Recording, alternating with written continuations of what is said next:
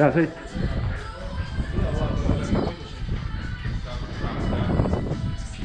See oli kiireks, vahepeal saanud. Mis mõttes? Selle 10-ga ma sõitsin täpselt sama aja maksimum, mis sinagi sõitsid. See oli enne sõitsid. Okei. 58-7 ongi. Ma arvan, et sa vist oled juba rohkem sõitnud, kui mina selle aja peal. Hakkab pihta. Vabandused. Ei no sa kaalud ka ikka 50. Jah, sa kaalud niikuinii 150 kilo ka. Ja kindlasti. Vaatasin mingit videot ka hobikardi puhul, ütleme sellise aeglasema raja puhul oli pluss 20. See on sitaks kiire. Pluss, jah, aga pluss 20 kilo oli mingi ainult 0,2 sekundit. No et ongi jah. Et, kõige suurem tuleb see